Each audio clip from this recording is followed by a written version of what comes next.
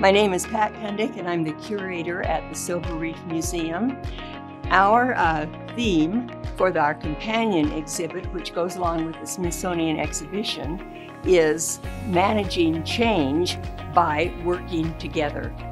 You know, we came upon this theme because as you study the history of a place, you find that there are a lot of threads going through, and it isn't always the most obvious things that turn out to be very, very important. And this is true with the history of Silver Reef and with Leeds. We had these two contrasting groups of people, and there could have been opportunity for a lot of dissension, misunderstandings, big problems.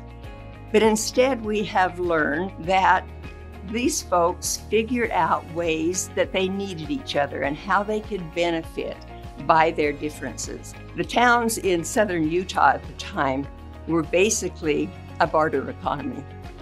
I had peaches and you had tomatoes, so we traded. If you cleaned out my ditch, I would give you some eggs. And it worked just fine, but you never did have much money in your pockets if you needed something.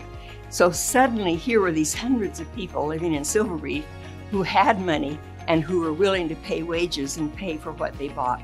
So it was a really good exchange of needs and ability to fill those needs and change the economy of southern Utah significantly. Culturally and socially, yes, there were some rubs and there were some misunderstandings, but by and large, we find that when, besides just working together, when the folks played together, some good things happened. We have historical records of some fun times happening. One of the cultural events that happened because folks worked together was so significant that people remember it even today. It happened because a talented Mormon named John McFarland became friends with Father Lawrence Scanlon, who was the Catholic priest in Silver Reef.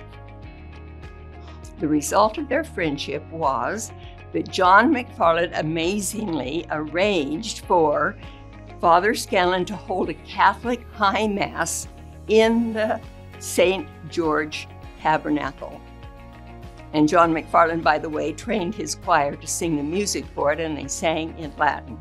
The event was a cultural phenomenon, never has been repeated. Thousands of people attended, and it was something that is still talked about because of how that it symbolizes the cooperation of two groups of people. During his sermon at that high mass, Father Scanlon said this: I think you're wrong, and you think I'm wrong.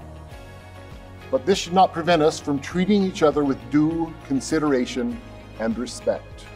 These are wise words for us all, because the early residents in this area managed change. They managed to get along, they managed to work together, and thus the changes that came at that time were manageable and have affected us even today.